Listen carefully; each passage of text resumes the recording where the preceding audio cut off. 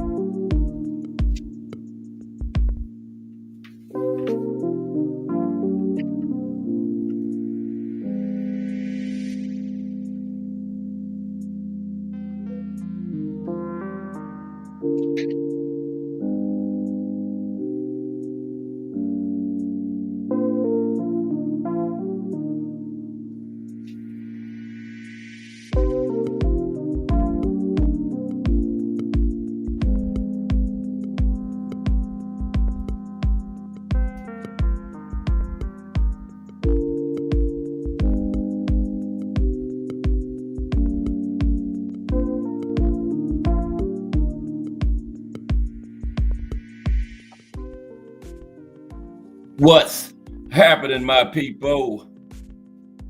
It's Cast Sports again, back for another afternoon with the family. That's right. You know what time it is. If it's Monday through Friday, 2 p.m., it's the Boxstorian, bringing you all that boxing history. Boxing is the greatest sport of them all. That's why we love it, can't get enough of it. Salute to everyone, and welcome to another episode of Cast Sports, the Boxstorian. Today, remembering the Camden Buzzsaw, Dwight Muhammad Qawi. Remembering the Camden Buzzsaw, Dwight Muhammad Qawi. Yeah. Hall of Fame boxer, passed away Friday, July 25th. We're going to honor him on today's show. Take a look at his life and career. And, James Scott was an inmate in prison when Dwight was there. And James Scott was a professional boxer during his prison term, and fighters used to go to the prison and compete against him. They had the commentators, the press, everybody. Albert Cosell, Figure Leonard, they all went there as commentators. And Dwight Muhammad Qawi, once he was released, he actually went back and had a fight against James Scott, title eliminated. We're going to cover all that today. Well, how's everybody? It's Tuesday, still early in this big week of boxing history. This is the final day for the weight classes. We came all the way from heavyweight. First, we went from heavyweight to minimum weight, and we looked at all the top 10 greats in every class. And then we went from heavyweight down to minimum weight and looked at the current top 10. And now today we are at minimum weight for the best current top 10 in every weight, currently active top 10 in every weight class in boxing. So today we finish it off with minimum weight. Tomorrow we're going to look at the 10 most dominant fighters in boxing today. Mike Rim in the building. What's up, Mike Rim? We're going to take a look at the life and career of Dwight. Remembering Dwight Muhammad Qawi today. So let's do the final weight class, currently active top 10 at minimum weight today. Okay, so let's get into that.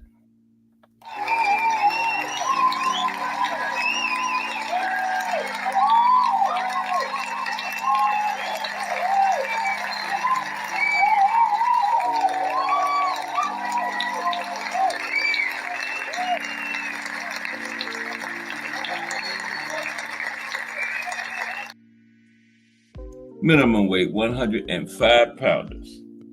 Of course, that's number one. That's Oscar Collazo right there.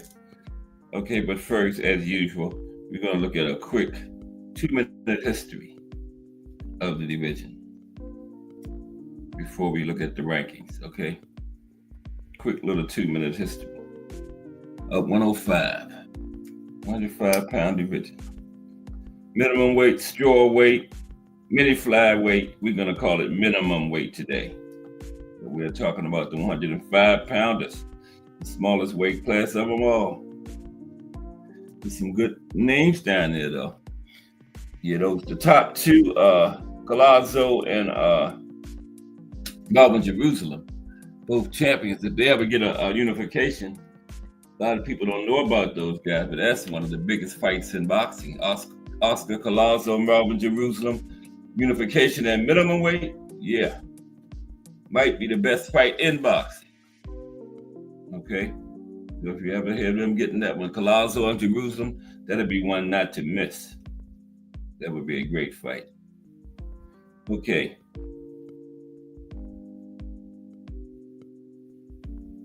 The division was introduced in 1968 at the Summer Olympics in Mexico City. It's light flyweight with a weight limit of 105 pounds. Okay? However, in professional boxing, the division is relatively young.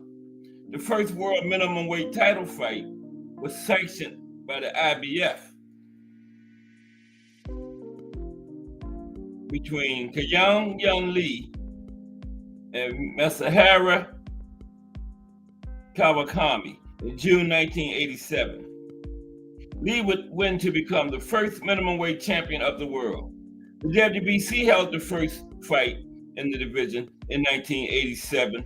The WBA in 1988. The WBC had their first fight in 1987. The WBA in 1988.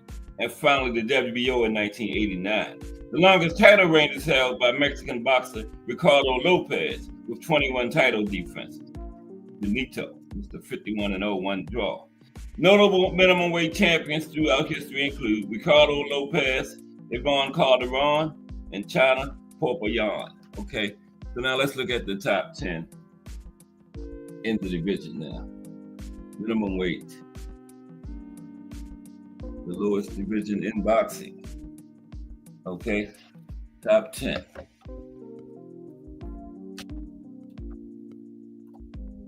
Okay, number one, Oscar Collazo. Now, Collazo is a Puerto Rican boxer who's a unified world champion at minimum weight, currently holding the WBA and WBO titles in the division. Collazo employs a skilled and calculated boxing style, characterized by a southpaw stance, effective use of the jab, and body punching. Collazo is 12-0 with 9 knockouts currently.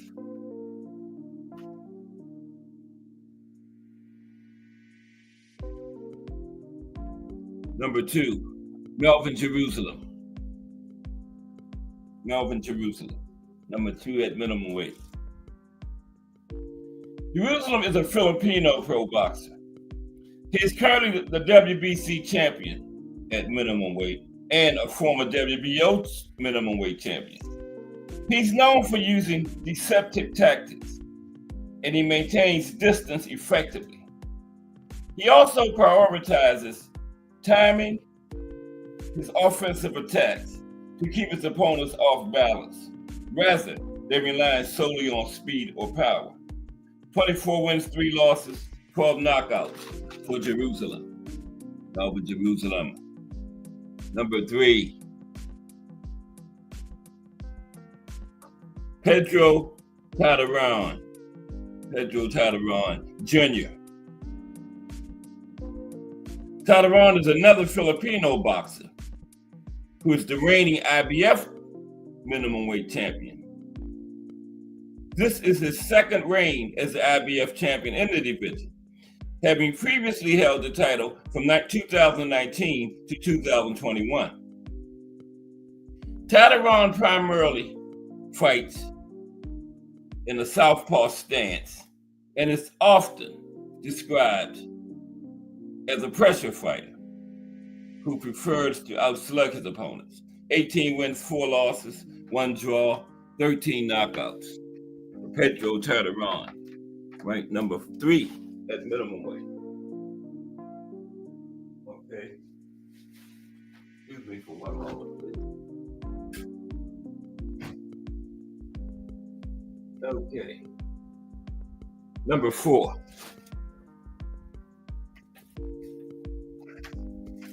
All right, number 4.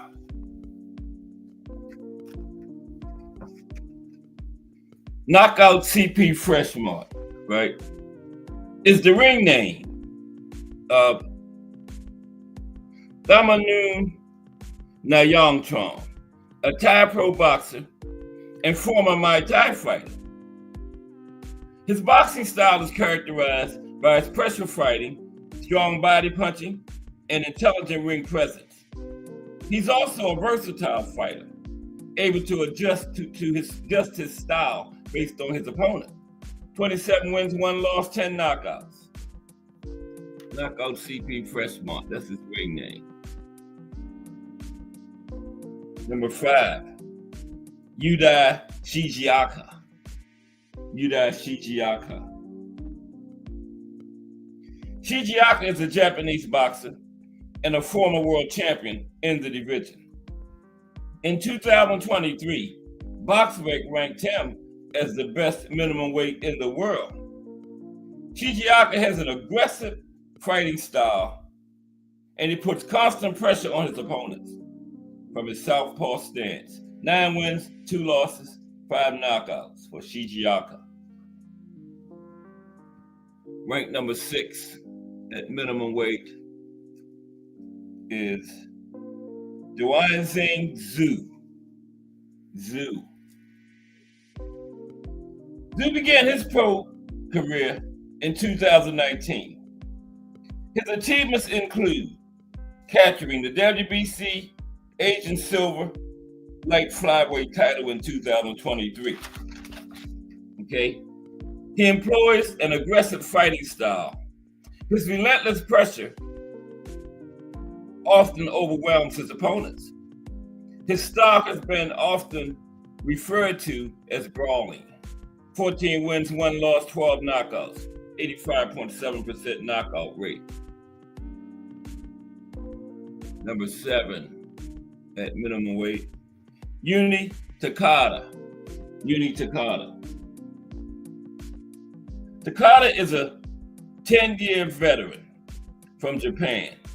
He won the WBO Asia Pacific minimum weight title in January of this year with a split decision win over Goki Kobayashi. His first defense is scheduled for September against Ryusei Matsumoto. Okay, Takada has 16 wins, 8 losses, 3 draws, and 6 knockouts. Number 8, Ryusei Matsumoto. Yep. Matsumoto is another Japanese boxer ranked in the top 10 at minimum weight. He currently holds the Japan Boxing Commission title at 105 pounds. Matsumoto fights in a southpaw stance, uses a high guard, and has extremely quick hands. He's an outboxer who always fights at a safe range. 6 wins, no losses, 4 draws. Okay. Number 9, Joey Kanoi. Joey Kanoi, ranked number 9 at minimum weight. Kanoi is from the Philippines. He has been fighting professionally since 2012. He's currently the WBC International 105-pound champion, a title he's held since April 2024. Kanoi has challenged 3 times for the minor IBO title, twice at minimum weight and once at junior flyweight. He was unsuccessful on each attempt. 24 wins, 5 losses, 2 draws, 15 knockouts. And finally, rounding out the top 10 at minimum weight 105 is Vic Saludar. Vic Saludar. Okay. Saludar held the WBO minimum weight title from 2018 to 2019 and the WBA minimum weight title in 2021, making him a 2-time world champion in the division. He's from the Philippines, and his ring name is Vicious Vic Saludar. Vicious Vic Saludar. He had a very successful amateur career, winning 6 national amateur championships in the Philippines and a bronze medal at the 2010 Asian Games. 16 wins, 6 losses, 26 wins, 6 losses, 16 knockouts. There you have it, the top 10 minimum weights. Tomorrow, we're going to look, instead of a pound for pound list, we're going to look at the 10 most dominant fighters in boxing today, which is probably the same as a pound for pound list would be, at this time. But today, we're going to be looking at remembering Dwight Muhammad Qawi, okay? And there he is. So first, let's do this first. Let's honor Dwight with a moment of silence before we get started, okay?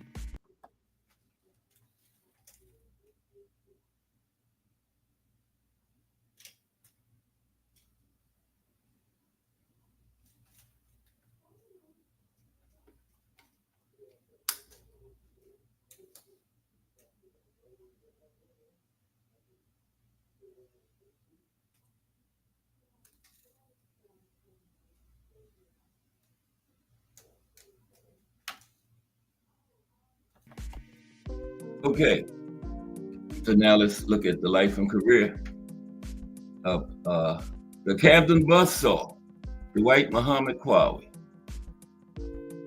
We always do a little show on the fighters when they pass away. Big George and Livingstone Bramble.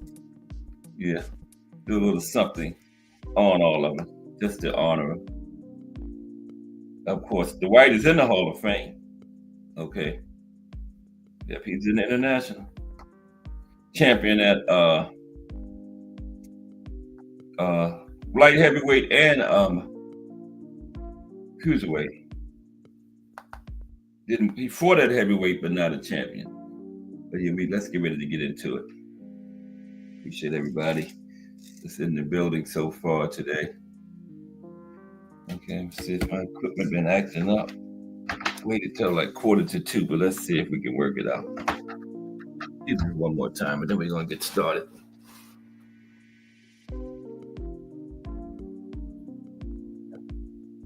It's still early in this big week of boxing history. We was gonna talk about body punching today, but I just found out that Dwight Muhammad Qawi had passed away when Defiant Arnie put in the chat at the end of the show yesterday. Rest in peace, Dwight Muhammad Qawi. I didn't even know the man had passed away Friday, the 25th. Yeah. So Here we go. Remembering Dwight Muhammad Qawi. Okay. Getting everything ready here. I'm sorry.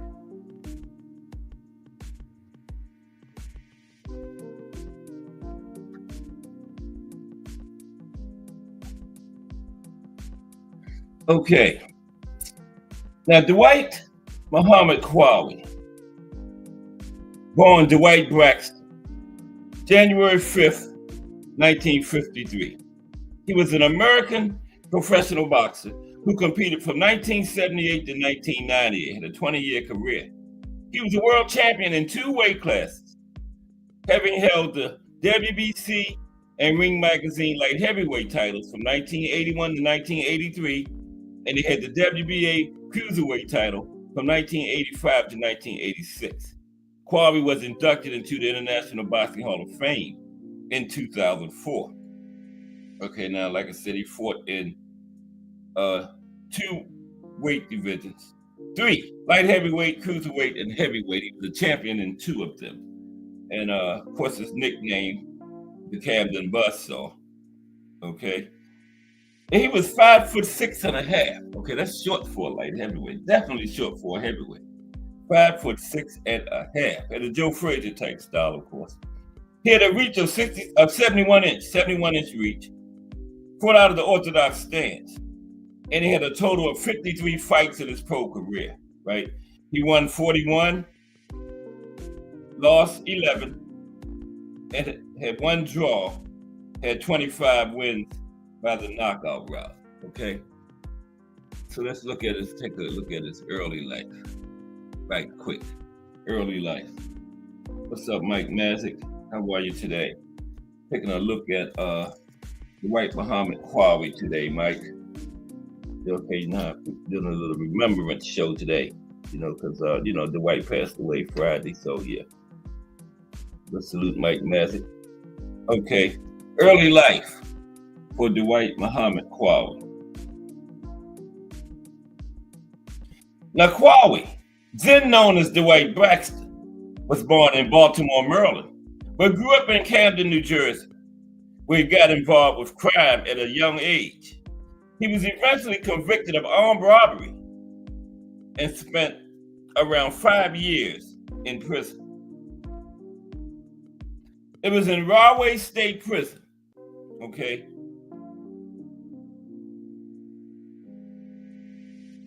That Braxton found his place in life.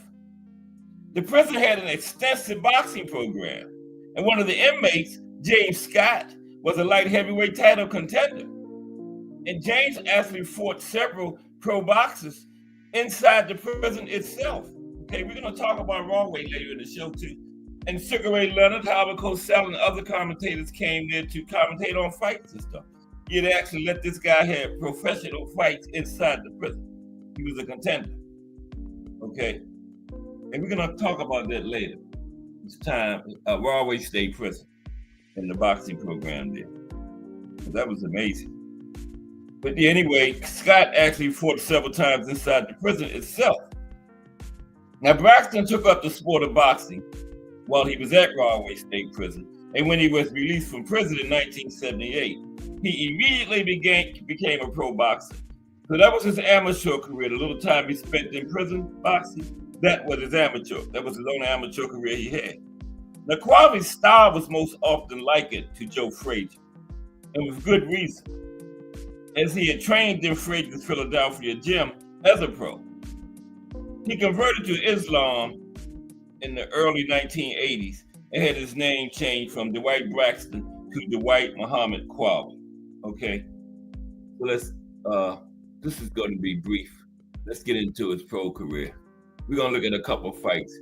I said 2 biggest fights was probably Michael Spinks at light heavyweight and Evander Holyfield at cruiserweight, and we're going to take a look at both of those. The drunk Irishman in the building, the little drunk Irishman, looking at the life from remembering Dwight Muhammad Qawi today. The Holyfield fight was the fight of the 80s by Ring Magazine.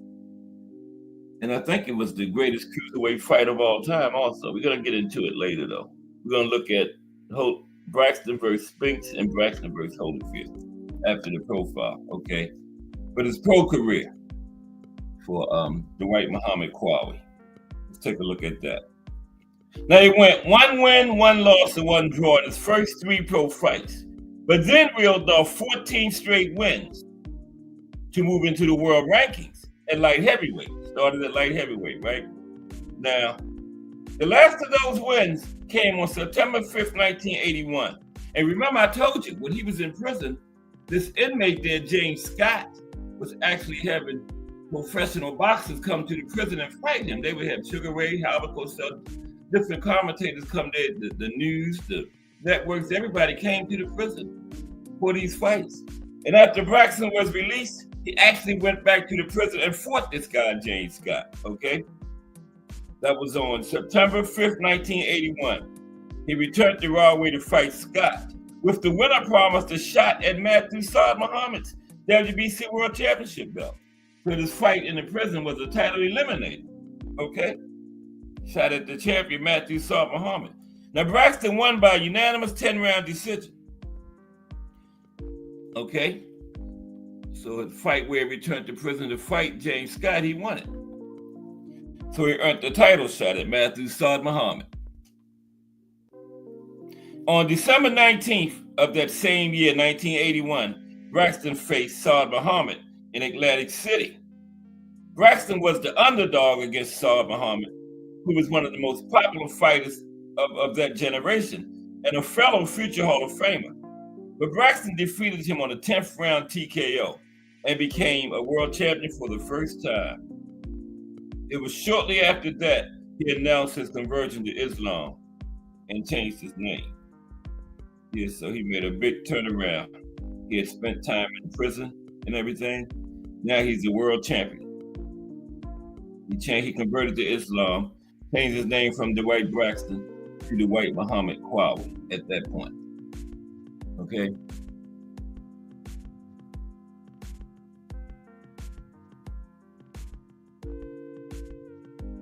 He defended the title 3 times in the next 15 months, knocking out Jerry Martin.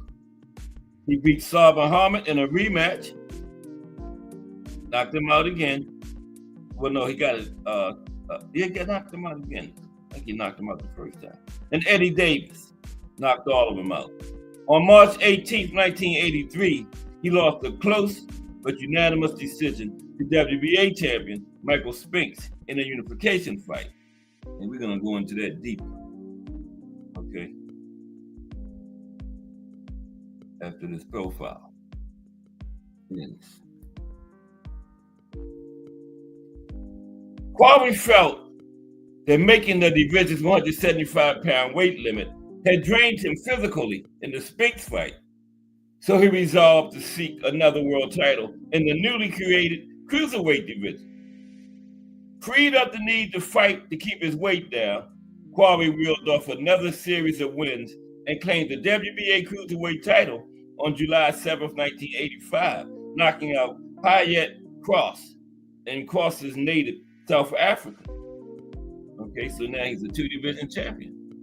Light heavyweight and cruiserweight. Did fight at heavyweight, but never a champion at heavyweight, but he did fight in the division.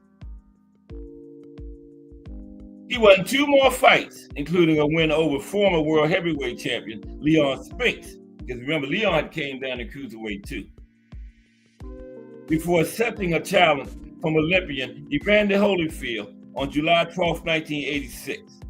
The fight was in Holyfield's hometown of Atlanta, Georgia, went the full 15 rounds, with Holyfield winning a split decision. And that was a tough fight because Holyfield said in later years that Qawi was his toughest fighter he ever fought against. He fought Mike Tyson, Riddick Tyson twice, Riddick Bowe 3 times, Lennox Lewis twice, George Foreman, Larry Holmes. Holyfield said Dwight Muhammad Qawi was his toughest fight. As a matter of fact, Holyfield said that fight was so tough, he started to quit during the fight and give it to Qawi. That's how tough it was.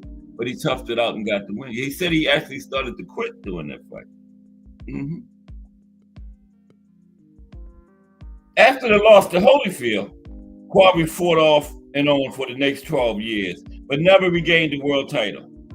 He had a rematch with Holyfield in 1987 for the WBA and IBF cruiserweight titles, but was stopped in the fourth round. Yeah, Holyfield's second fight wasn't nothing like the first one.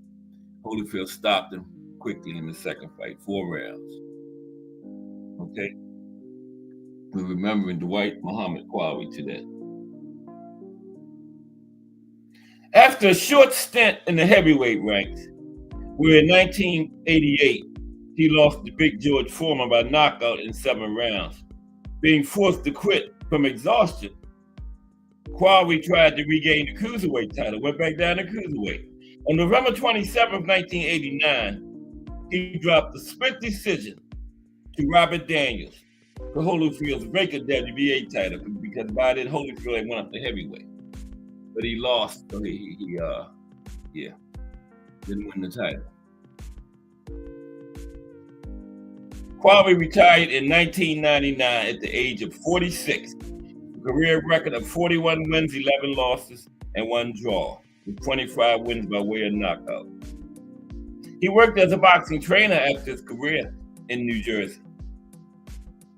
Until he was 46 years of age, too. Okay. Later life and death. His later life and death.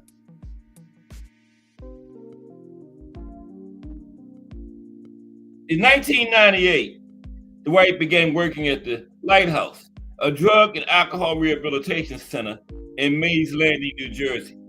He worked with both adults and adolescents and was a patient advocate. On July 25, 2025, Qawi died at the age of 72. There you have it. Remembering Dwight Muhammad Qawi. Well, we're not finished yet. We're going to look at his two biggest fights, Michael Spinks and Evander Holyfield. We're going to look at those two now. First, Michael Spinks was first at light heavyweight before Holyfield, right? He fought Spinks to light heavyweight. So we're going to look at that one first. Okay. Put y'all glasses on. Okay. But salute everybody. Appreciate everyone's in the building so far today. Let's get this going. Dwight Muhammad Qawi versus Michael Spinks. Let's be up to Spinks Jinx. Yep.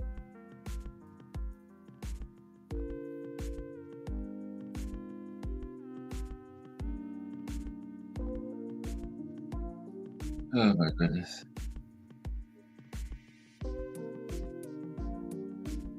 Okay. Qawi versus Spinks. We're going to look at the lead up to the fight, and the aftermath. All right.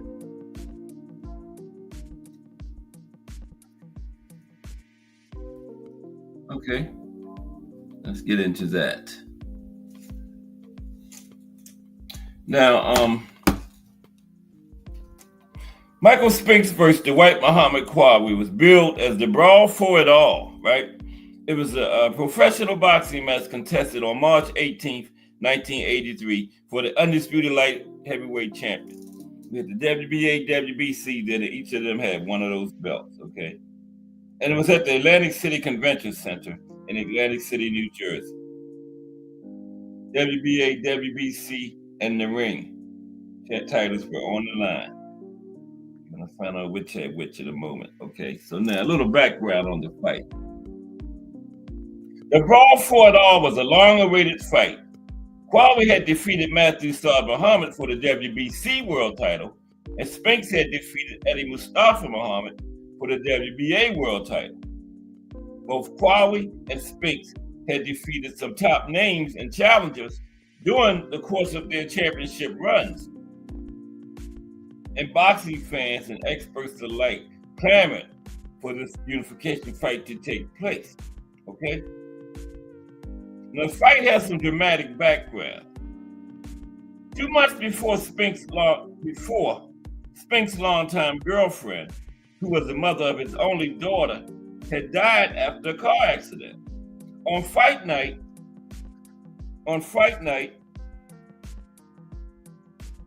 Spinks' 2-year-old daughter unaware that her mother had died, walked into Spink's locker room and asked when would her mother show up to see the fight.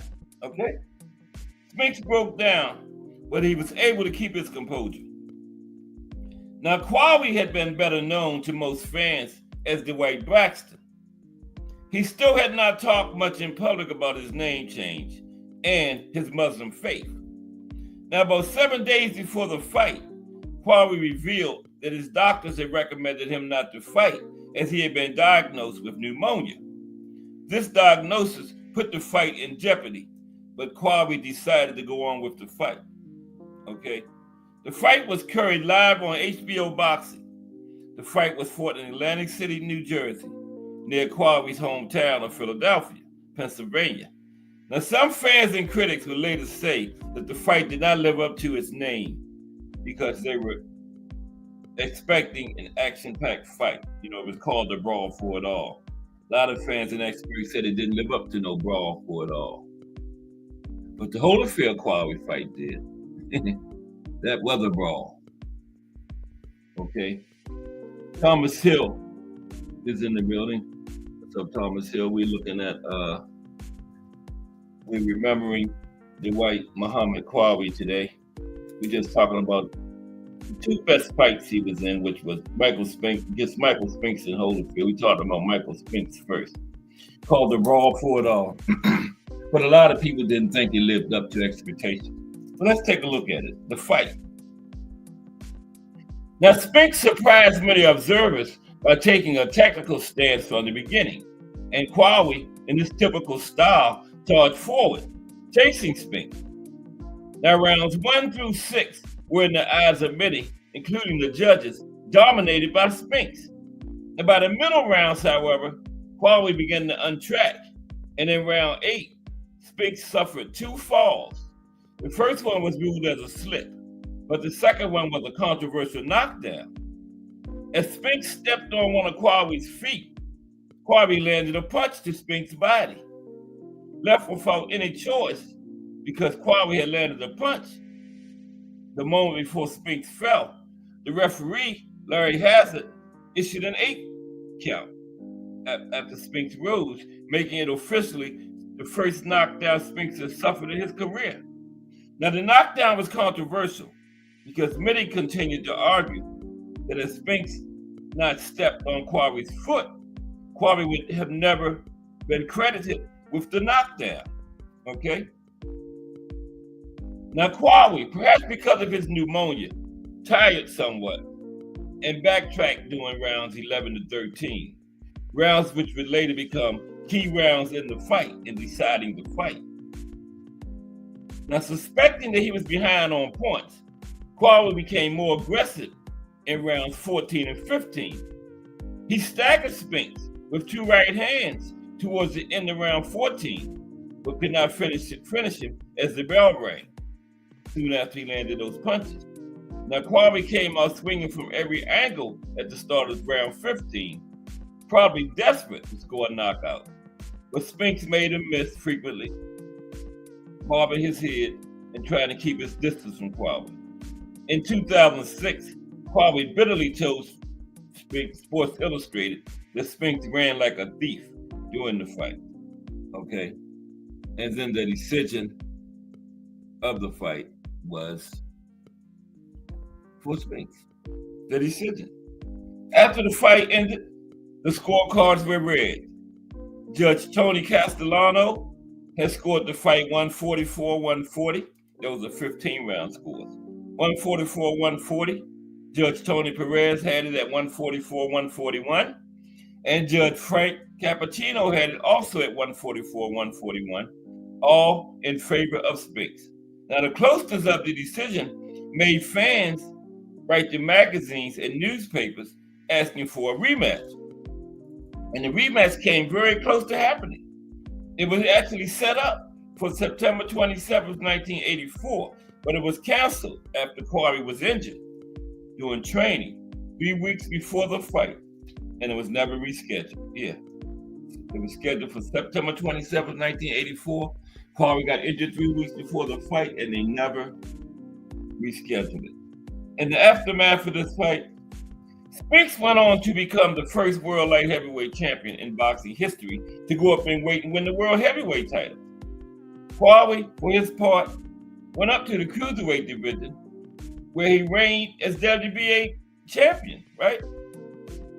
From 1985 to 1986. And Qawi did go to heavyweight, but he didn't win a title there. But both fighters are now members of the International Boxing Hall of Fame, both Qawi and Spinks. So let's look at him in Holyfield, his other biggest fight. Yeah, subscribe to the Drunk Irishman. Put your link in there, Drunk Irishman. Subscribe to the Drunk Irishman's channel. He does boxing short edits and posts. Oh, there's a link right there. Okay, you already got it in there. Yeah, subscribe to the Drunk Irishman. Great channel. Okay. Yeah, let's take a look at Qawi and Holyfield now. Yeah, Ring Magazine named that the fight of the decade for the 80s. And Ring Magazine also called it the best cruiserweight fight ever. Great fight. I told you, Holyfield said that was his toughest fight. You know, he fought Tyson twice, Bo 3 times, Lewis, all of them people, and said Qawi was his toughest fight. Actually said he was ready to quit. It was so tough in there. But he toughed it out and got the win. But it was a split decision. Very close fight. Very close fight. Yeah. Between Qawi and Holyfield. Let's talk about that one. Okay. We're just remembering Dwight Muhammad Qawi today. Formerly Dwight Braxton. He became a Muslim, changed his name to Qawi. Okay. Now, Qawi versus Holyfield was billed as pandemonium, right? And this fight happened on July 12, 1986, for the WBA Cruiserweight Championship. Cruiserweight was a new division and it actually was called the junior heavyweight at that time. A lot of people, yeah. And at the Omni in Atlanta, Georgia, Holyfield's hometown. Omni Coliseum, Atlanta, GA. Let's look at a little background to this fight, okay? A little background. Excuse me. Can't get my throat right. Okay. Now, after his defeat to Michael Spinks in March '83 in a fight for the undisputed light heavyweight championship, Qawi had been set for a rematch with Spinks, remember, September '84, but he was injured 3 weeks before the fight. We just talked about that. Had to pull out. They never rescheduled it. So after that, and after they didn't reschedule it, he decided to move up to the new cruiserweight division because he felt that he was weight drained for that Spinks fight because he was having trouble making light heavyweight. Then he felt that had a lot to do with him losing it. So he moved up to cruiserweight, right? And in July 1985, he knocked out Payette Cross to win the WBA cruiserweight title after making one successful defense against former undisputed heavyweight champion Leon Spinks, Michael's big brother, right? He agreed to face Evander Holyfield. 1984 Olympic bronze medalist Evander Holyfield began his pro career fighting in the light heavyweight division before he moved up to cruiserweight, right? As a prelude to becoming a heavyweight. He was attempting to become the first boxer from the 1984 Olympic boxing team to win a world title, right? And he accomplished that. First boxer from that great team to get a championship at the pro level was Evander Holyfield. Now the fight, Holyfield versus Qawi, Qawi versus Holyfield, okay? There were no knockdowns, but the fight was close and competitive, with Holyfield outworking and outlanding Qawi. Now, two judges, Harold Letterman and Nefi Quintana, scored the fight for Holyfield, 144 to 140 and 147, 138. That was kind of wide, they 147, 138. Probably Harold Letterman. While the third judge, Gordon Volkman, scored it for Qawi, 143, 141. giving Holyfield a split decision victory and his first world title, and the first one from that great 84 team to win a title. Now, the fight will be named as the best cruiserweight fight of the 1980s by Ring Magazine, as well as one of the best cruiserweight, one of the greatest 15-round fights ever, okay? Now, the fight, which is considered by Ring Magazine also as the best cruiserweight fight of all time, was so tough for Holyfield that he declared to the Ring Magazine years later that he was about to quit doing the fight, okay? He was about to quit and let Qawi have it. Mm-hmm. Now, the aftermath of the fight.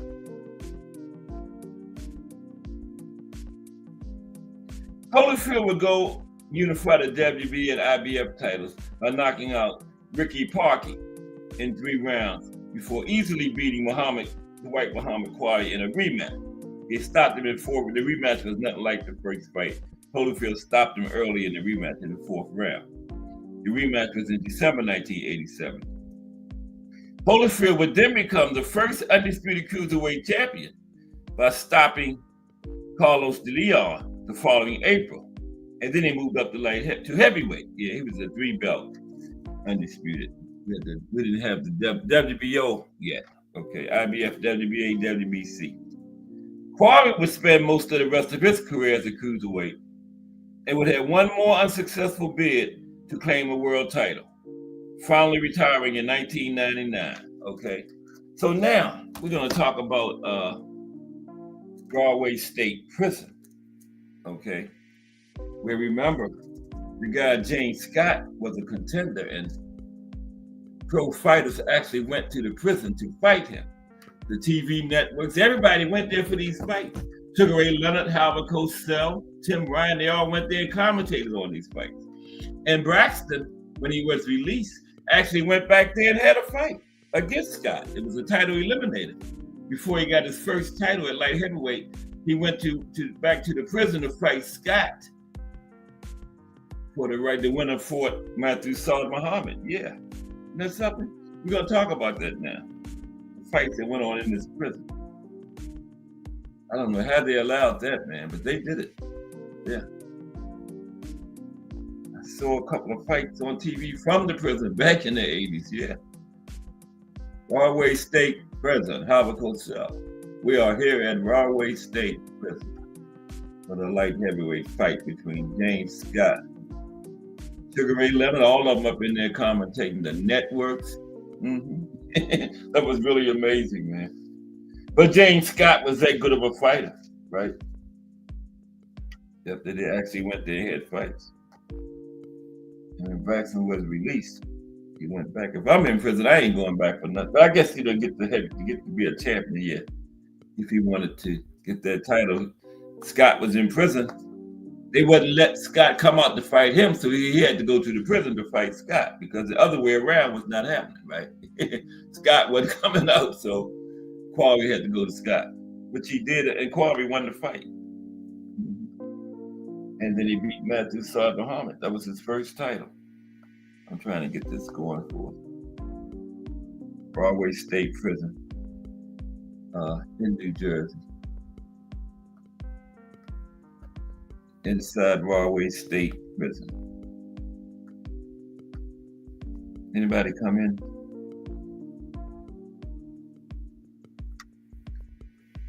Okay. This thing was acting up before I got started. Let me see if it acts right now.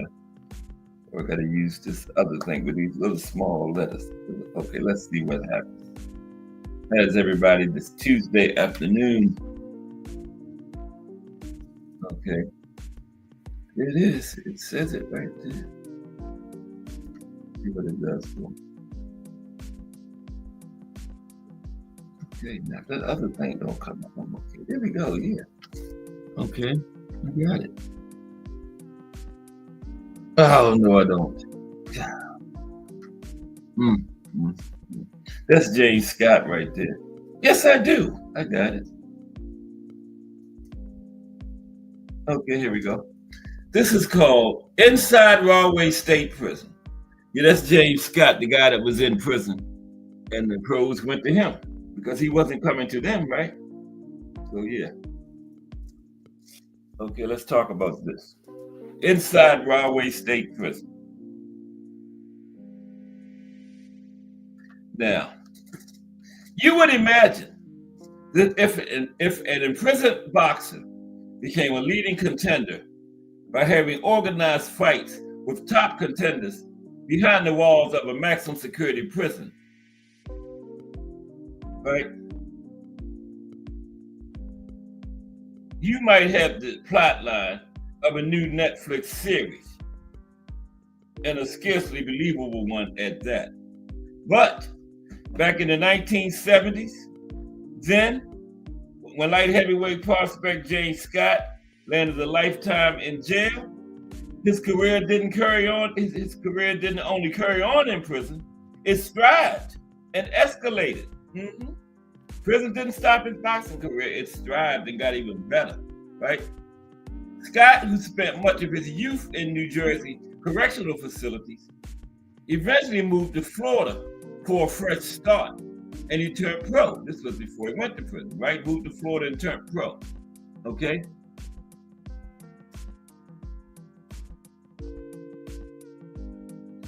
He was being managed by Hank Kaplan and promoted by Chris Dundee in 1974. This is Angelo Dundee's big brother.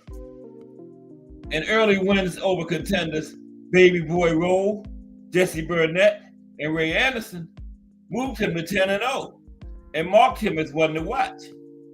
This is James Scott. But a fateful trip home to his old New Jersey stomping grounds saw everything change. There was a bungled drug robbery in a Newark ghetto. It was 1975. Someone got killed. James was taken in, and he wouldn't breathe free air for 30 years. Up to 30 years behind bars. Okay? Now that's the warden. Bob Hattrack was the warden at Rahway State Penitentiary. His modus operandi was equipping convicts for life on the outside, no matter what they wanted to do, right? He wasn't just going to have them taught to become electricians, mechanics, and plumbers. If they wanted to sing, he wanted them to have musical options. If they wanted to paint, he'd give them an art department. And if they wanted to box, he was going to start a boxing program, right? And that's what he did. Whatever you wanted to do, this warden was willing to start it up at the prison.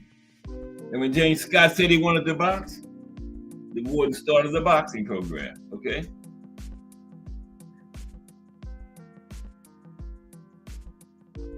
He said, I remember when James Scott was a 13-year-old. Yeah, because him and Scott went way back through the East Coast judiciary system when Hattrack was a correction officer on his way up and in his chosen career path. And Scott was on his way up on his chosen career path getting into trouble. And the warden said, I remember James Scott when he was a 13-year-old and got transferred to Trenton State Prison. He recalled from his home in Oregon, more than 4 decades ago. Can you believe that? A 13-year-old transferring to a maximum security state prison. 13 years old, and had to carry a steel pipe around with him to keep the predators from getting at him, right? Now later, he went to Florida, and we said goodbye on the front porch and promised to stay in touch with one another. And we did. He called me once or twice and told me he was going to fight for the title. And then, stupidly, he came back to Newark, New Jersey and got himself in trouble. You should have stayed in Florida. He came back to New Jersey.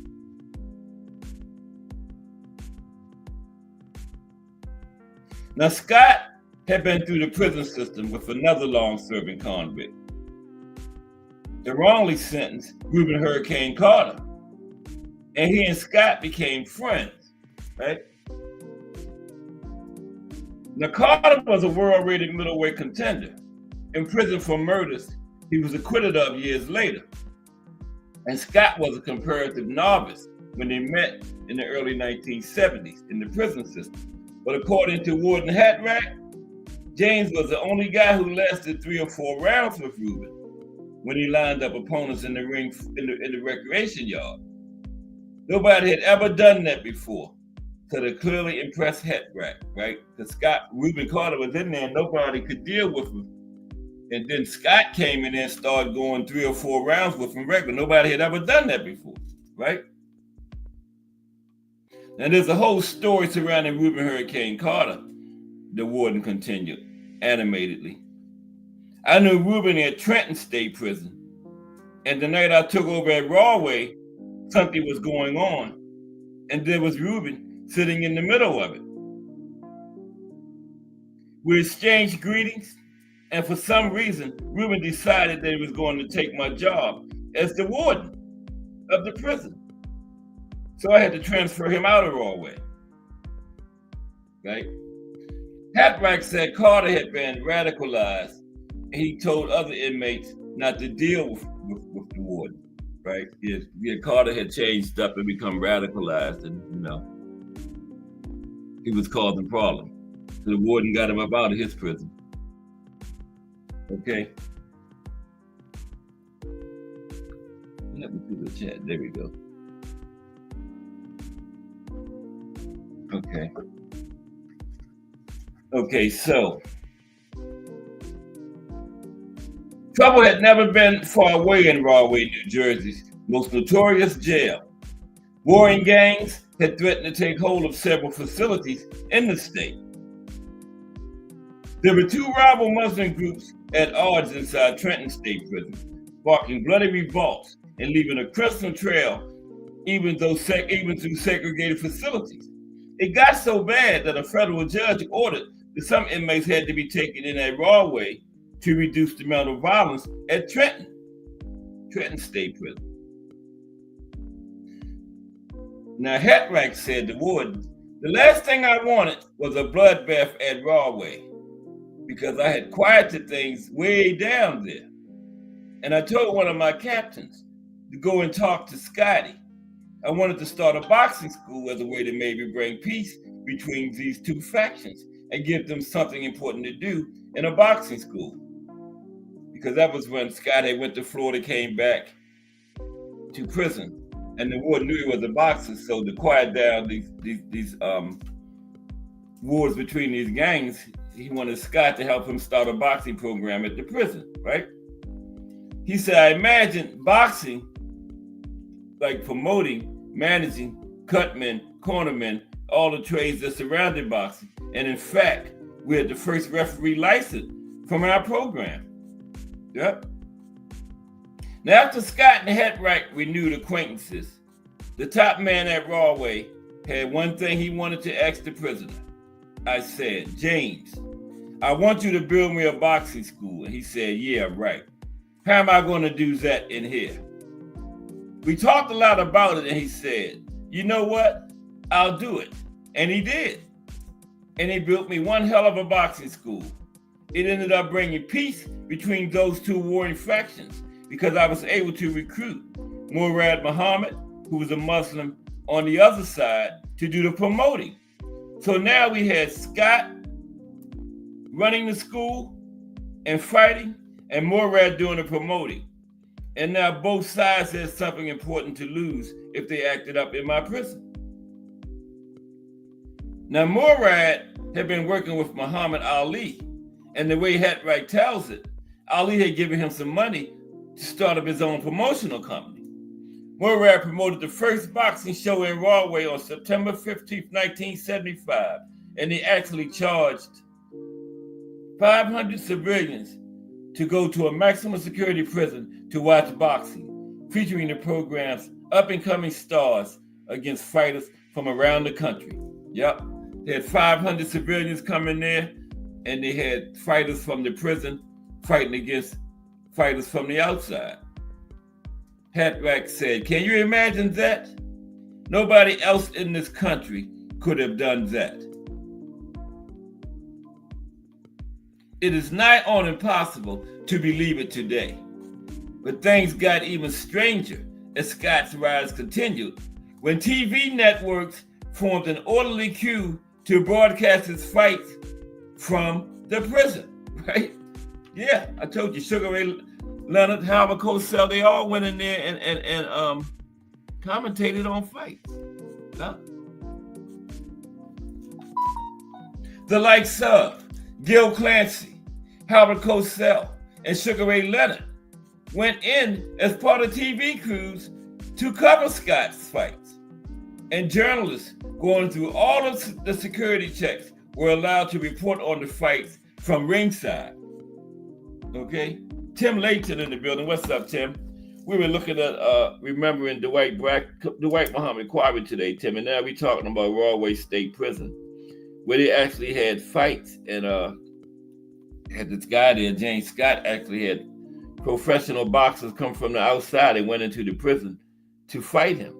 When Braxton got released, he went back in there and fought him. Okay, well, salute Tim Layton.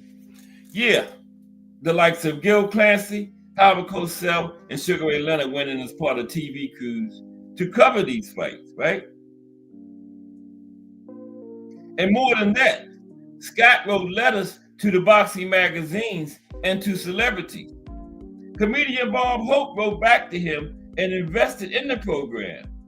So the commentator and fight doctor, Purdy Pacheco, who often lent his assistance to Hat Rack as one of the program's list of advocates.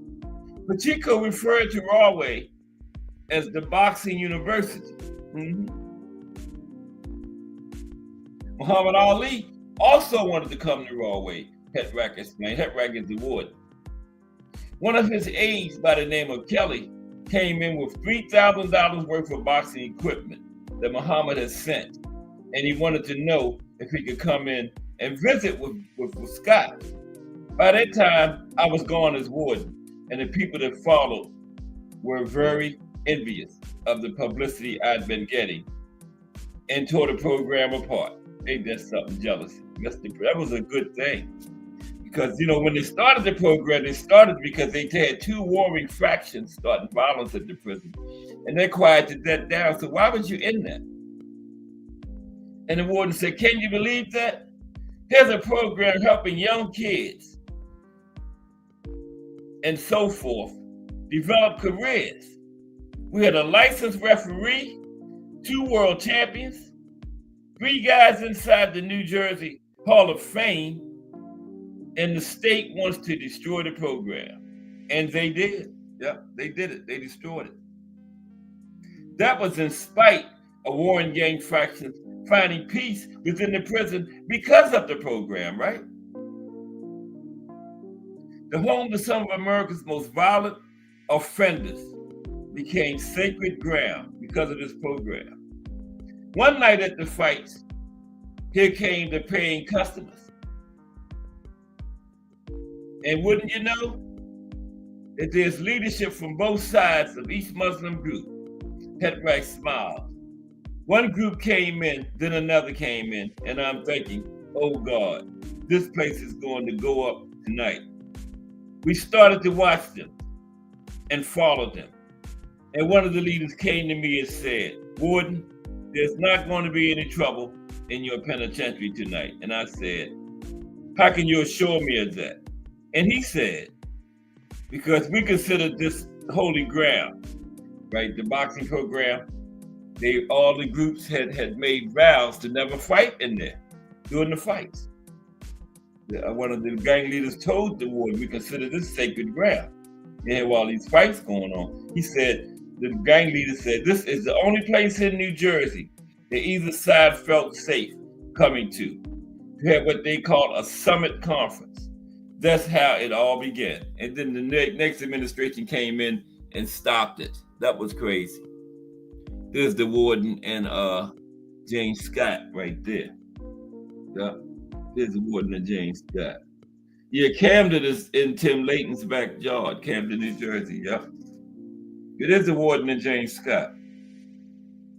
Now together, James Scott and Warden Hat Rack made national headlines. The boxing program boomed, and Scott's ascent up the 175 pounds ladder quickened.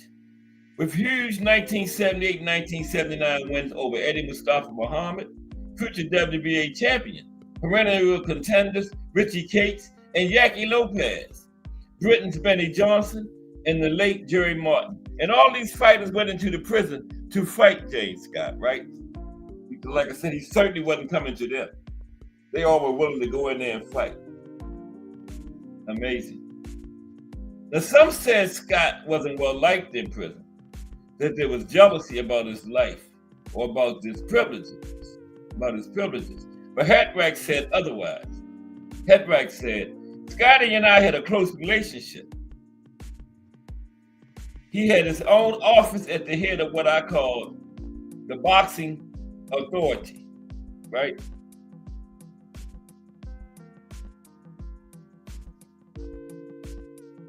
And on our way to lunch, I'd stop him every day and talk to him. And he'd let me know who he talked to in boxing on the outside, people like Freddie Pacheco, the fight doctor.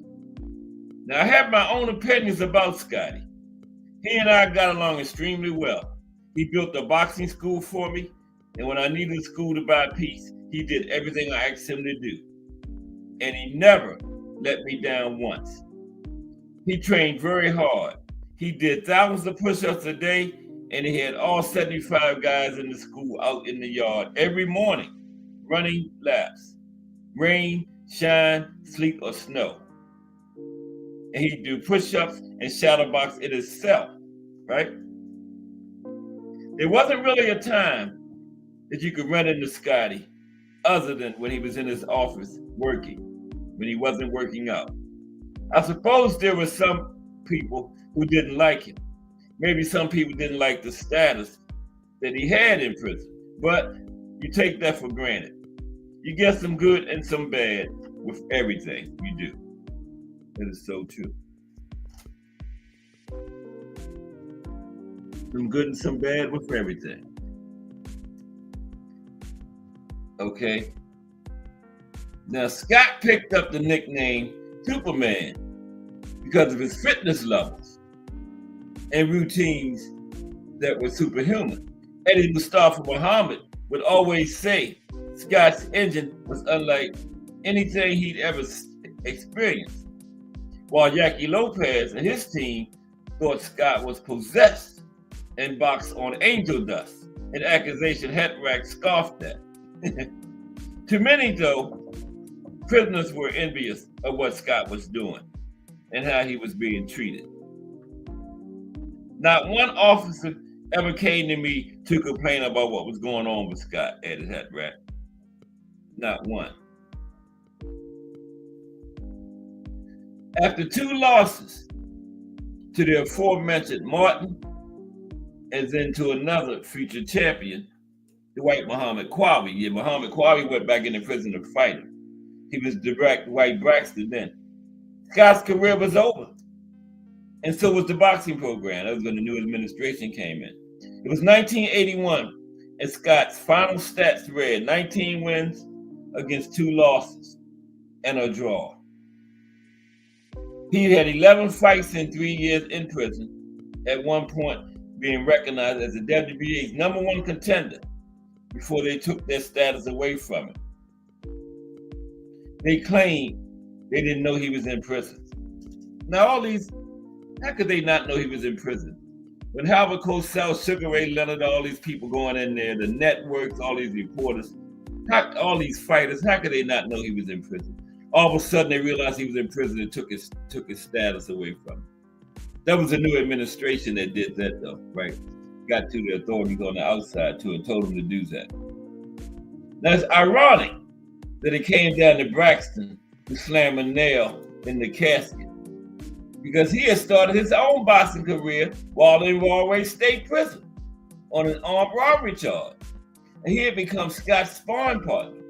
In fact, in the build-up to their fight, tensions flared over $400 sparring debt that Braxton claimed Scott owed him. There was a lot of bad blood between them, Hatrack recalled. Dwight's brother, Tony, was also a champion, but he had not boxed until he came to our school, and Scotty took him under his wing and tutored this guy until he ended up winning a championship, the USBA middleweight title. Now, the dream had always been for Scott to land the most unlikely of world title shots, and Hetwrack had hatched a plan. In his many letters to the boxing press from inside the prison, Scott would challenge the champions of the day, like Matthew Saad Muhammad, Mike Rossman, and Victor Galindez, to come and fight him. But Hetwrack's plans were different. He wanted Scott to box in the Meadowlands on a supervised furlough. He said for a while, the Rossman fight for the WBA title was in the works. Precedents had been set by that point, as Bob explained. I had an inmate group of singers called the Escorts, and they were the first inmate singing group to ever cut an album inside a maximum security prison. And the album sold over 300,000 copies, he said proudly. There were 7 of them, right? Maximum security inmates. And I arranged for them to go to Newark, New Jersey, Symphony Hall, and do a live concert. And I did it using something called an escorted furlough. The singers had offers as escorts, and that got great publicity and went extremely well. I was in the process of booking that same thing for James Scott, but it just never happened. Just like he got those singers to go out, he was trying to set up the same type situation for Scott, but he could never do it. Now, it wasn't just the boxing program that strived with talented inmates. Russell Peltz, who promoted Jerry Martin, saw it firsthand when he took the bull into the prison to upset Scott. All the seats were on the floor, but they had this giant picture window, and the prison band was playing, and I've got to tell you, you couldn't get better playing than that band, Peltz said. I remember saying to someone, too bad these guys aren't on the outside. They make a lot of money. There was a lot of talent in that place. Yeah. They just took a wrong turn. Mm-hmm. Everybody in prison ain't stupid. They just did stupid stuff, but hey, some talented people in prison. Mm-hmm. Now,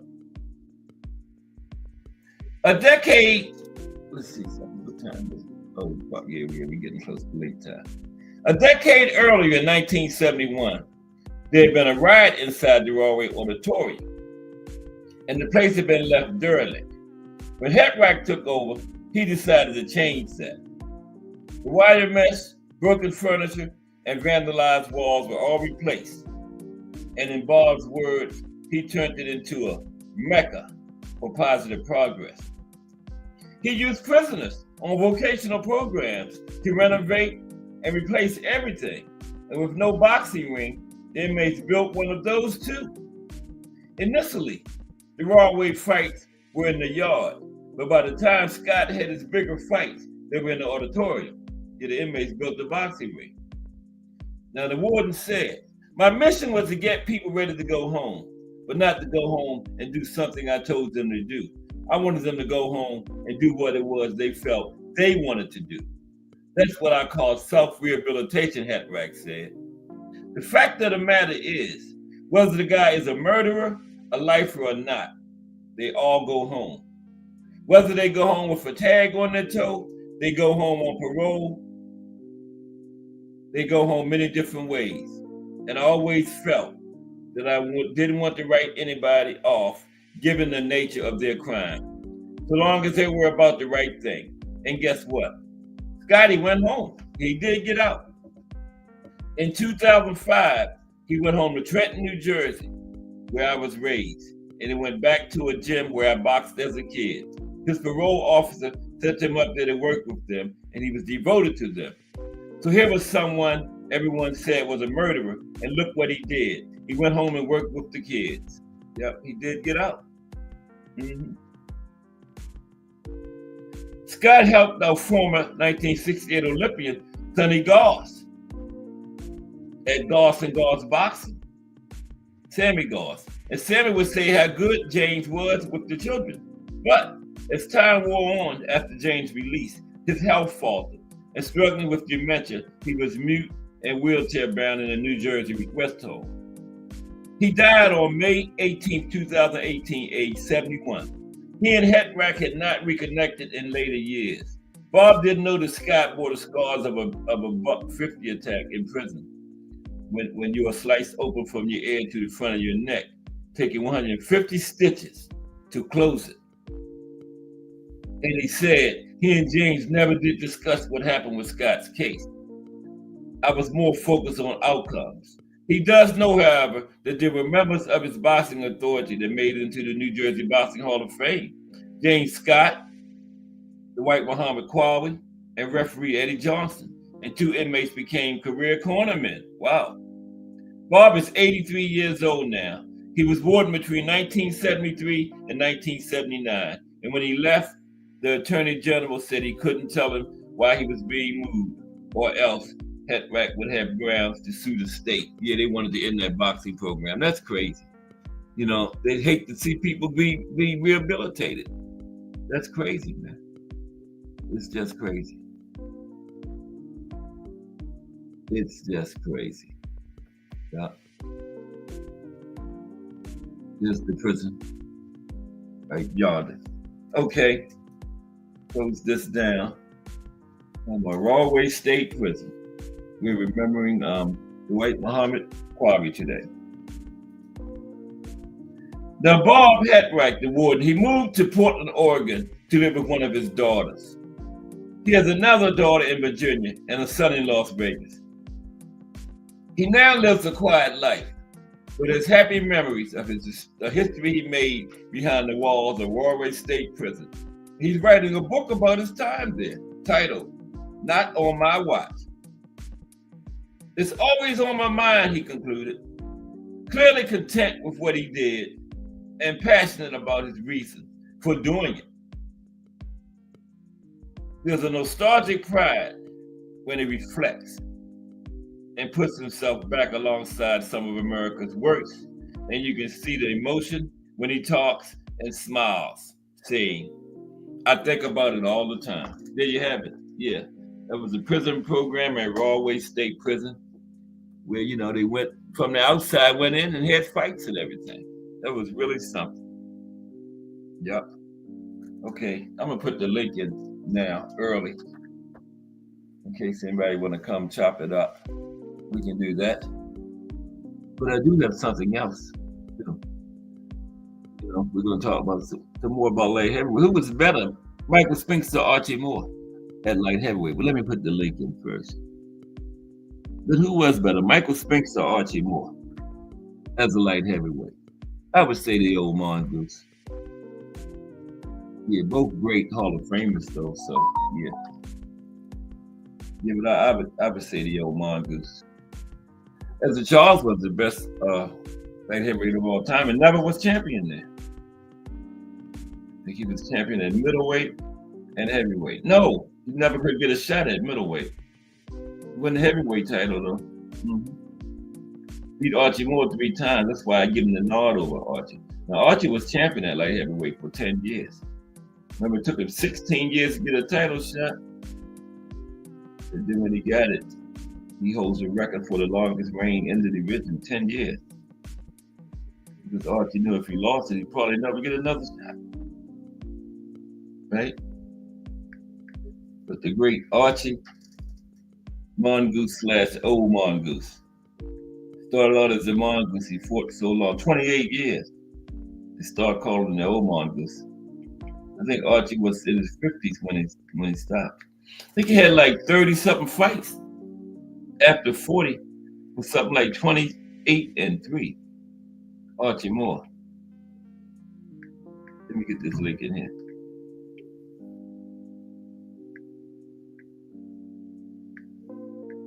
And get everything to work right.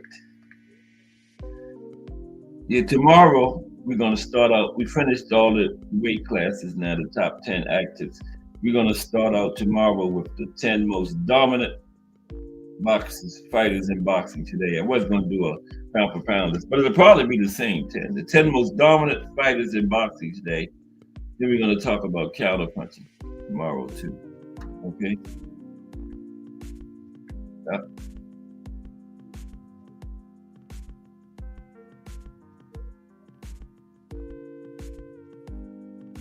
Okay.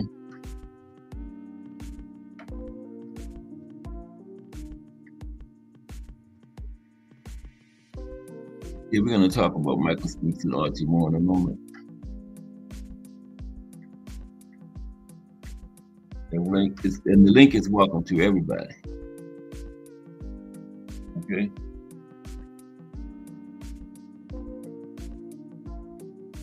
Okay.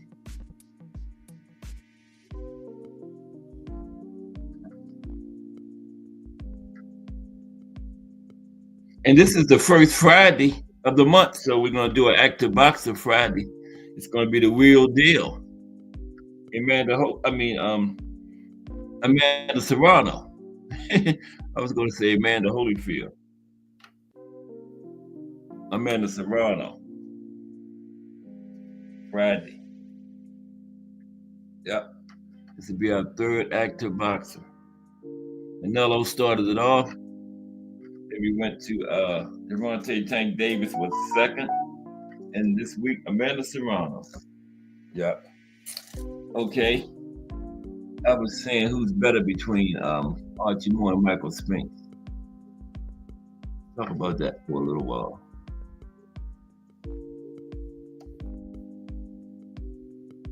Oh my, I messed up. I did something.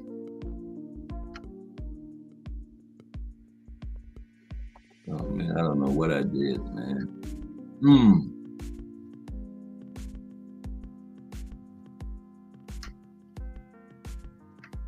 Okay. Oh my goodness, we really messed up now.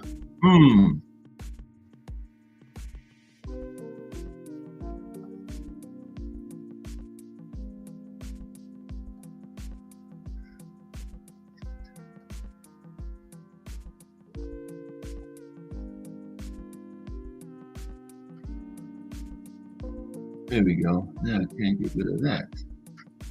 What in the world is that, man? Gee, Christmas. Oh, Lord have mercy. Always something. Bear with me.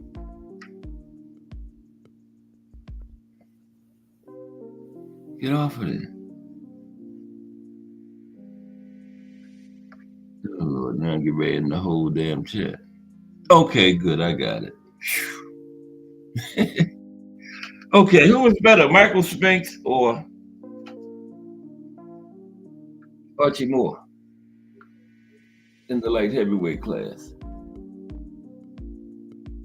Let's talk about that. The old mongoose or the Spinks jinx?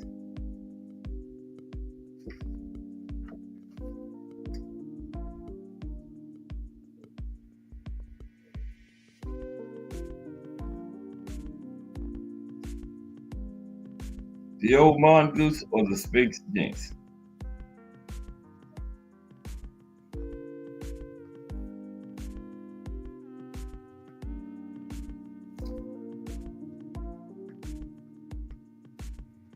And we was talking, I think it was yesterday, Archie Moore was using the shoulder roll way back in the 40s and 50s, before they was even calling it the shoulder roll. Jersey Joe Walcott, Ezra Charles, Nicolino Loach, all of them. Using the shoulder roll defense. There we go.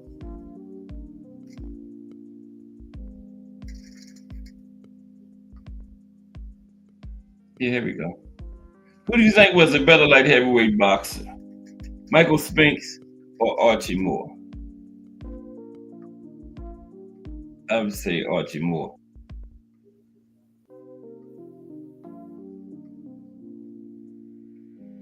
I know Michael Spinks got his people. Now, Michael Spinks was a generationally great light heavyweight, one of the 5 best ever, but he was not better than the old mongoose. who was one of the 3 best light heavyweights of all time, the old Mongoose. Now, both are generationally great light heavyweights, both in the Hall of Fame, but Archie Moore was a bit greater. Now, Spinks is listed as number 3 among light heavyweight greats on some lists, while Archie is number 1. Fight City has Spinks at 6, Archie at number 3. The Sweet Science has Spinks at 5, Archie at number 2. Boxing Scene, Spinks 5, Archie 3.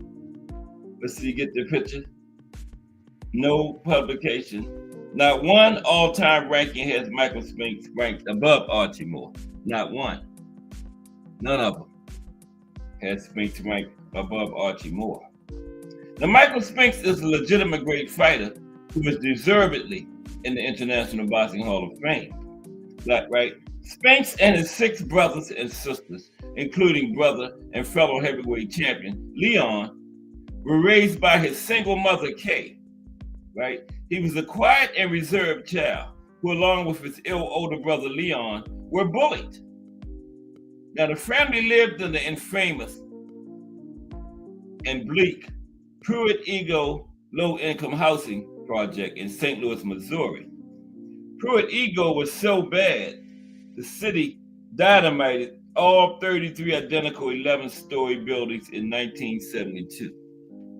Just dynamited all of them. Blew them up. All of them. All 33 of them. Like, get rid of them. They're an eyesore in the city. There's a couple places they did that too, here in Baltimore too. Mm-hmm. Now, Spinks and Michael and Leon Spinks grew up without their father as a part of their lives. And life was a constant struggle for the family to literally have food to eat. Boxing was both self-defense and a way out of the ghetto.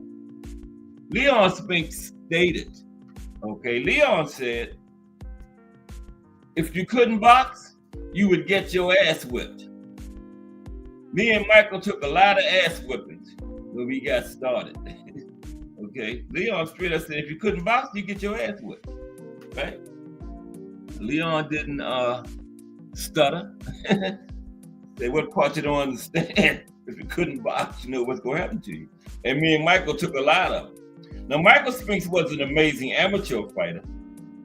He started boxing at age 14 to learn to defend himself, right? He ended his amateur career with 100 fights on the dot. He won 93 and lost 7. 93 and 7 amateur career. He won the 1974 junior middleweight National Golden Gloves Championship. The 1976 middleweight National Golden Gloves Championship, right? The middleweight gold medal for the United States at the 1976 Olympic Games in Montreal, Canada. And the Spinks brothers, Michael and Leon, were members of the greatest U.S. boxing team in United States history. Now that's arguable. 84 got something to say about that. That's arguable, okay? But it is possible. They're up there. Mm-hmm. Not just the United States, one of the greatest Olympic teams anywhere in 1976, right? The Spinks brothers, Sugar Ray, Howard Davis, Leo Randolph. Aaron Pryor was an alternate. That's how good that team was. The Hawk was an alternate. Big John Tate was on it. Mm-hmm. Yeah, I think 76 probably got 84 beat. Yeah, after those names I just named. Yeah, I got to go with 76. But anyway, Leon and Michael were both members of that team, right? And in the Olympics, you know how good Cuba and Russia has always been in the amateurs, okay? For the gold medal, the Spinks brothers each beat respectively a Cuban and a Russian to win gold. Michael as a middleweight beat the Cuban boxer, and Leon as a light heavyweight beat the Russian boxer, or the other way around. But they both beat a Cuban, one beat a Cuban, one beat a Russian for the gold medal, okay? But Michael Spinks did not turn pro immediately. You know, you get that gold medal, the endorsement is waiting for you when you get, but for some reason, Michael didn't get them like that, right? And he didn't turn pro immediately. For one thing, Michael Spinks did not particularly enjoy boxing. It was a means to get out of the ghetto, but that did not mean he truly enjoyed it. Secondly, he was taking care of his ill mother. And third, he was helping his brother Leon, whose rise was meteoric at the beginning. And his fall was even more meteoric. Leon, I'm sorry. The rise was meteoric and the fall was even more so, right? But anyway, Michael was helping Leon out at the beginning. Okay. So, see that? Messing with Leon and lost my place. There we go. It was not until 1977 that Butch Lewis convinced Michael Spinks that he was a fool to be cleaning toilets at a St. Louis factory when he could be earning a fortune boxing. You know, Butch Lewis, the one that wear the suits with no shirt, suit and tie with no shirt on. Mm-hmm. Suit and tie with no shirt on. Tuxedo and all that with no shirt on. This man, that was crazy. Yeah, Butch Lewis used to do that all the time. Be in the middle of the boxing ring. He was Michael Spinks' promoter with a suit and necktie on with no shirt. Where they do that at? But anyway, yeah. Butch Lewis told Michael Spinks, "You are a fool if you continue to clean toilets in the St. Louis factory when you could be making a fortune boxing." So Michael decided to go on and make the fortune. And Michael went on to become the first reigning light heavyweight champion. Reigning light heavyweight champion to become heavyweight champion. Now, he's not the first light heavyweight champ, former light heavyweight champion to be heavyweight champion. But when he won the heavyweight championship, he was the reigning light heavyweight champion at the time. Okay? Yep, he was the reigning light heavyweight champion at the time when he won the title. Okay? Now, Spinks is also alone in being the only reigning light heavyweight champion to step up while still holding the undisputed light heavyweight title. Gene Tunney had renounced his light heavyweight title for 2 years so he could campaign as a heavyweight. Yeah, Gene Tunney vacated before he went to heavyweight. And he did win the heavyweight championship, but Tunney had vacated, right? And Spinks made heavyweight champion in his first heavyweight fight. Yep. In his first heavyweight fight, he won the title. Michael Spinks did. Sure did. In his first heavyweight fight. Oh my God. Man, I done messed around and hit my own knee.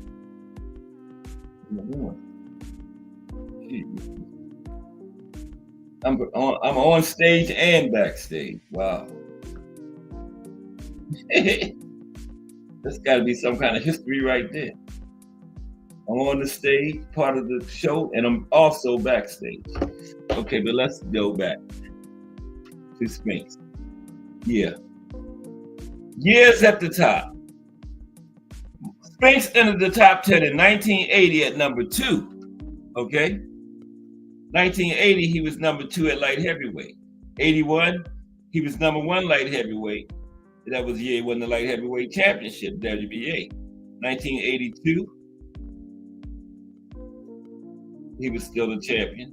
83, he became undisputed. He beat Braxton and took Braxton's WBC champion. 84, still undisputed. 85, he became the IBF heavyweight champion, right? 86, still the IBF heavyweight champion. 87, and you know what happened then? The 91 second situation with Mike Tyson. Okay.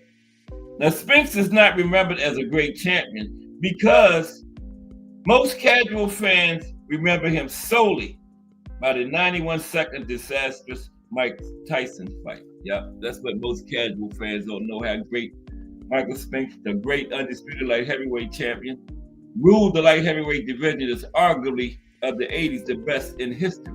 Okay, Michael Spinks was at the top of it. And the first light heavyweight, reigning light heavyweight champion to win the heavyweight championship, but a lot of casual fans know him by what? The 91 second fight with Mike Tyson. That's why he's not remembered as a great champion by many. Mm-hmm.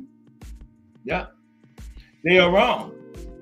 But great as he is, Michael Spinks is not as great a light heavyweight than the old mongoose, Archie Moore. Let's talk about Archie now. Okay. Now,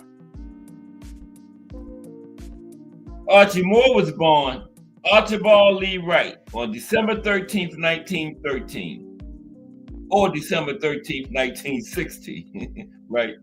Records kind of sketchy back then, especially for a black person, you know.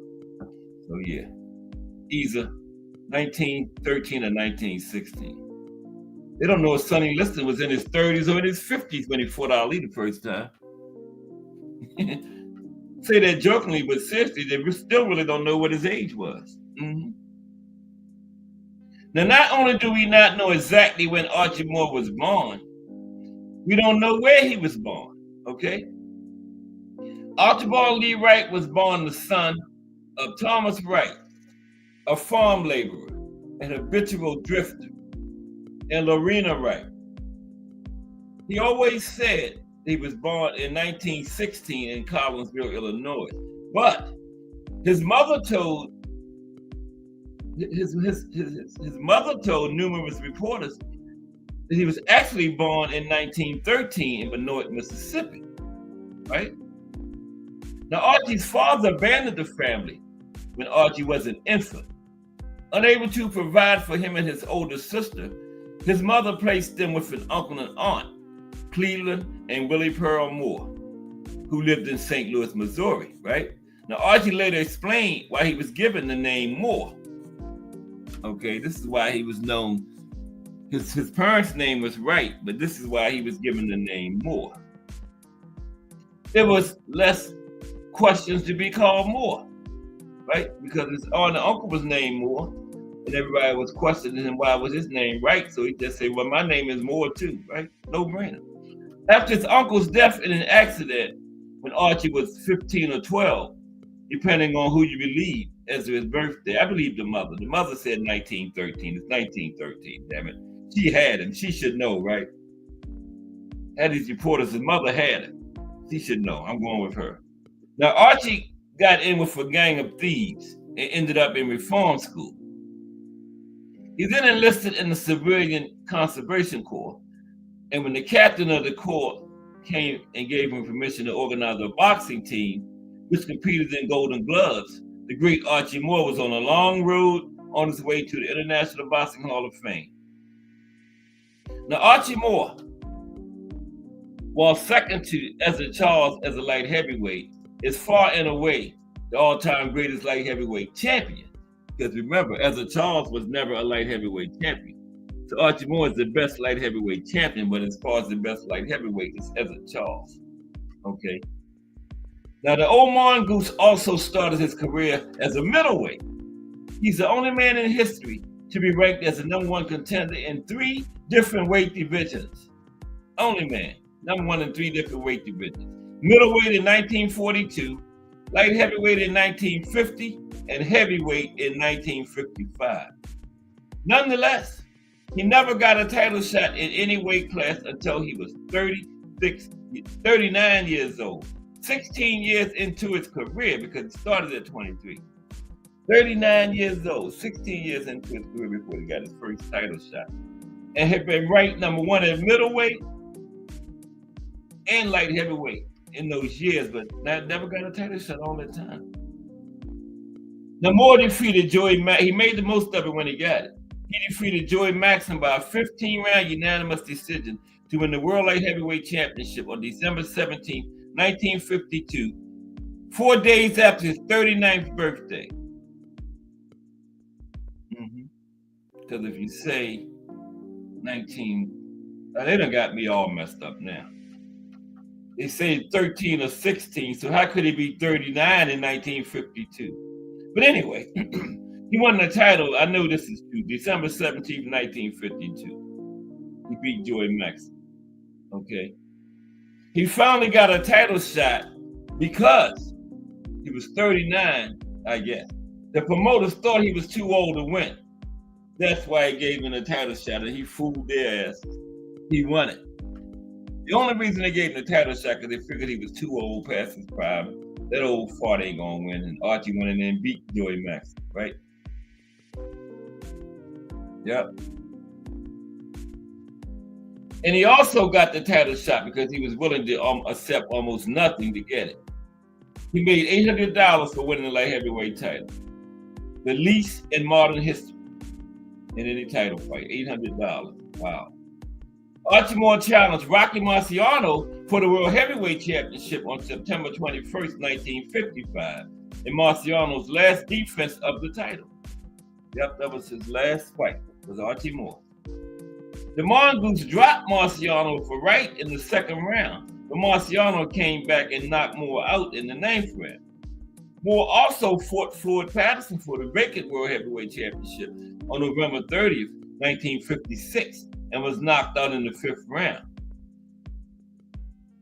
He was around 40 at that time. Okay, yeah, that was his. He had 2 shots at the heavyweight title. He was around 40, age 40 at that time. Okay, so he got stopped by Rocky and Floyd. Never got the title. Never got the heavyweight title. Okay, he never won it. Okay, so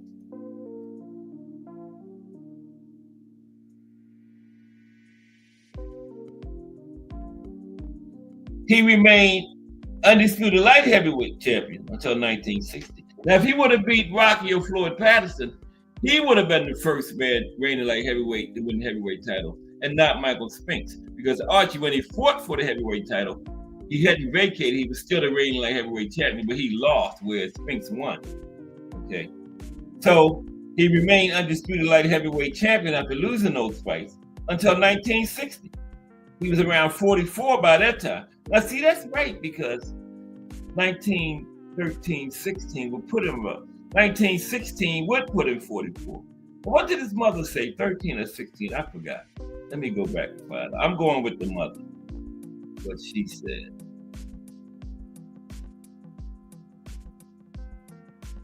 You may remember what the mother said? What year it was?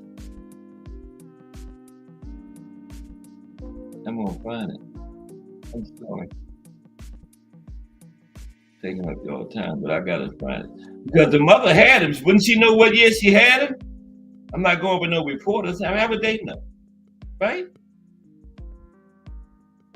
Man, it's not going to say it. Man, why didn't I think it was 1916 was the mother, though. That would make him 44 in 1960, right? Yeah. Here it is. His mother said 1913. So that would make him 47 in 1960, right? Yeah. So that was 1960 was when after he stayed undisputed light heavyweight champion until 1960. And I'm gonna say 47 because his mother said he was born in 1913. I'm going with what his mother said, okay? So he kept the light heavyweight title until he was 47 years of age, right? And he kept part of the title until 1962 when he was 49, right? And here's some of his awards. He was named the 1958 Boxing Writers Association of America Fighter of the Year. Okay. He was inducted into the World Boxing Hall of Fame in 1980, then the National Boxing Hall of Fame in 1990. He was voted Light Heavyweight Fighter of the Century by the Associated Press in 1999. Ring Magazine ranked him as the second greatest light heavyweight of all time, to Ezra Charles, next to Ezra Charles. Ring ranked Archie Moore as the 14th best fighter of the last 80 years, and the Ring Magazine ranked him as the 4th greatest puncher of all time in 2003. Number 2 in knockouts with 132, next to Billy Bird. Some days I can remember his name. Billy Bird has got the most knockouts with 139. Archie has 132, and he's second. He entered the top 10 in 1940 as a middleweight, right? Number 4. Okay. He retired in 1941 due to stomach ulcers, but he returned in 1942 as the number 1 contender at middleweight when he returned. 43, he was number 10. 45, he was the number 1 contender at light heavyweight. Number 3 in 1946 at light heavyweight. 47, number 2. 48, number 3. 49, number 2. 50, number 1. 52, undisputed light heavyweight champion. Champion all the way up through 1960, had part of the title until 62. Moore was ranked an absolutely incredible 21 years in the top 10, 18 years straight, 16 years at number 3 or higher, right? 11 years as undisputed light heavyweight champion, 18 straight years as a top 10 ranked fighter, 16 years at number 3 or higher. Incredible. He has 132 knockouts, number 2 all time in any weight class, and he will always be number 2. Nobody will even fight that many times anymore, let alone break those records. No way. No way. They say nothing's impossible. Breaking those 2 records, anybody in the 100 knockout club is impossible, right? The last 30 fights of Archie's career after he tried the second time for the title, he lost exactly 1 to Ali. Okay. Yeah, okay. I said 3, but he went and this guy that I'm getting this from is very reliable. He's an expert. I hope he'll never watch one of my shows. I get sued for copying. But Archie went an incredible 29-1 after turning 40. An incredible 29-1 after turning 40. He also was the first fighter to use the ropes extensively as he aged to force opponents to punch themselves out, while the Wally Mongoose lay on the ropes, flipping punches and waiting to counter, right? The other fighter was punching himself out. The first fight he used this defense occurred on December 10th, 1958 at the Forum, Montreal, Canada, against French-Canadian Yvon Durrell. He later showed this defense to a young Cassius Clay. Now, though not a better light heavyweight, Spinks was a better heavyweight than Archie was. Spinks won the title. That much is true. At heavyweight, Spinks faced 3 top opponents: Jerry Cooney, Larry Holmes, Iron Mike Tyson. Archie faced Rocky Marciano and Floyd Patterson. But Spinks beat 2 out of the 3 and won the IBF and lineal titles. Archie faced 4 top opponents at heavyweight: Rocky Marciano, Floyd Patterson, Nino Valdez, and Cassius Clay. He was much older when he faced those men, bigger men. Spinks still went 2 for 3 and won a title, including the lineal title, and Archie went 1 for 4. He beat Nino Valdez and never won a title. Archie went 1 for 4 and never won a title. So Spinks gets the nod at heavyweight. Archie gets the nod at lightweight. Yeah, this question about who was better asked at heavyweight, Spinks gets the nod. But as light heavyweight, Archie Moore was the man. Moore was best summed up by a comment he made after beating Yvon Durrell in a rematch. Moore smashed Durrell in just 3 rounds, knocking him down 4 times in the 3rd round. He said, Archie said, "It was a hard fight. I just made it look easy." Okay. Archie was almost 47 years old when he stopped the number 3 contender, the 28-year-old Durrell. Now, my man here is saying 43, but his mother, according to his mother, he was 47. I'm going with the mother. Okay? Yeah, almost 47 years old. And Durrell was 28, and Archie stopped him in the 3rd round. Yeah, but so Archie gets the nod over Spinks at light heavyweight. Okay, yeah, hope you enjoyed that today. We remembered Dwight Muhammad Qawi left Friday. And tomorrow we're going to talk. First, we're going to start out, because we finished going through all the weight classes, naming the top 10s. We're going to start out tomorrow with the 10 most dominant fighters in boxing today. right? And then we're going to talk about body punching, some great body punches, like we did Monday. Talked about some elusive fighters, impressive wins. Tomorrow, I'm going to have a whole host of great body punches we're going to talk about tomorrow, okay? Appreciate everybody that came through today. Tim Layton, Thomas Hill, The Drunk Irishman, Mike Mazik, Mike Rim, and Miss Cat. Appreciate y'all 1,000%. And we'll be back tomorrow with the start out with the 10 most dominant fighters in boxing today and body punching. We're gonna have a whole bunch of great body punches. We're gonna talk about them and their body punching. Okay, that's tomorrow on Cat Sports the Box Story. Because if it's Monday through Friday at 2 p.m., it's the Box Story, bringing you all that boxing history. Everybody have a great afternoon.